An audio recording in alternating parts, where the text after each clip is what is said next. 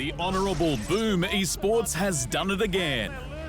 After reading their opponents through a challenging playoffs bracket, the mixed Filipino and Indonesian hopefuls claimed Season 9 of Beyond the Summit's Southeast Asian Pro Series, earning the lion's share of a $60,000 prize pool.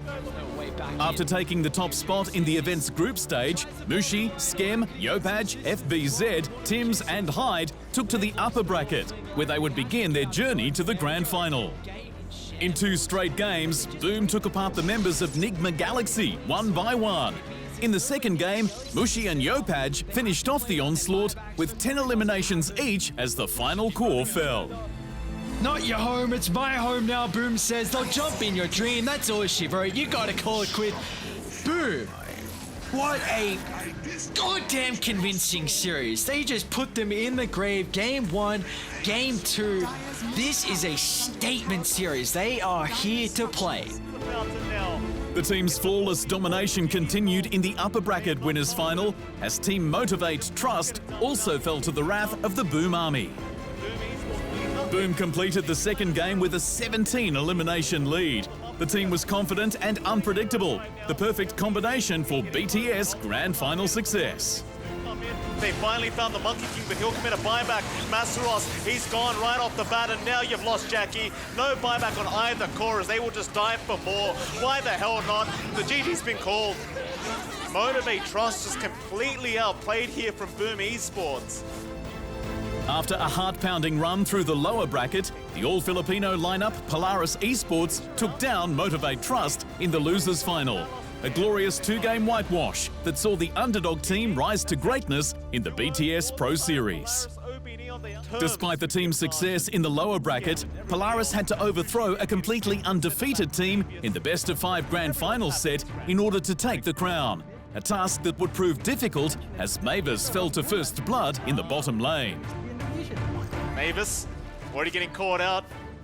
Chat was there, Impel's gonna land, they should be able to secure this. FBZ gets the chains forward, or maybe they can't. Mavis is a bit of a tanky support, but not for long. FBZ took down the first tower of the game, but it was immediately answered back with Mushi's elimination in the top lane. 5k gold ahead, BOOM Esports continued to control laneways and push towers. The Radiant side of the map quickly became dangerous territory for the members of Polaris.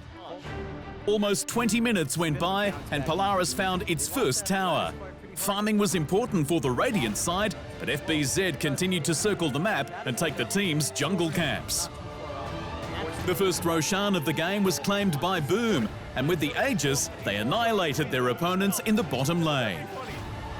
With the final push on Polaris's high ground, BOOM continued to rack in eliminations. Well ahead in hero levels and gold, the Dire side team claimed the first game of the grand final set.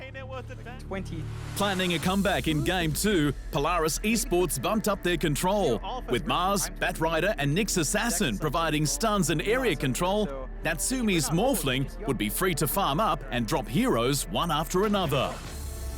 Unfortunately for Polaris, BOOM was one step ahead in the early game, with FBZ snapping up Natsumi for first blood. The beginning of Game 2 was completely one-sided. BOOM was everywhere as the lanes were being dominated by the Radiant side team. A great lasso by Yanni B picked off Mushi. The Spectre player was behind on gold, and an early kill was not what BOOM Esports wanted. The control game was not working. Polaris managed to pick off a hero now and then, but the members of BOOM Esports knew when to pick their fights. Yopaj was leading the net worth count when the first Roshan went down.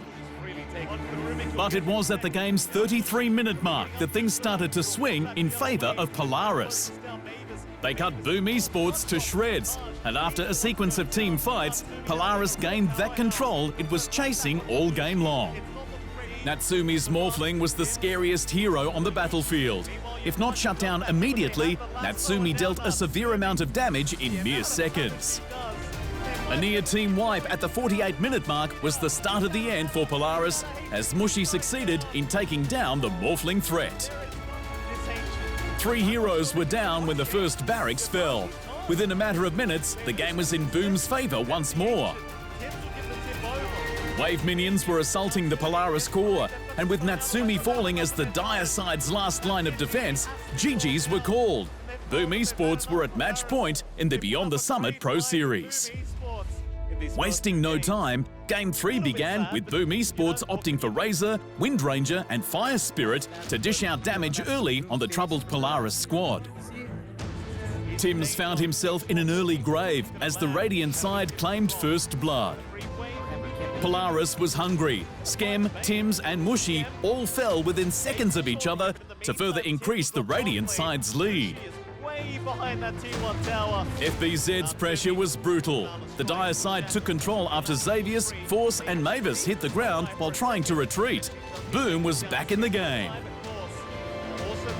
A brawl in the bottom lane changed everything as BOOM Esports started a fight that they couldn't win. Remarkable shackles resulted in some devastating eliminations by BOOM Esports. Game 3 was a constant back and forth as one team fought to claim the series trophy and the other was holding on for dear life.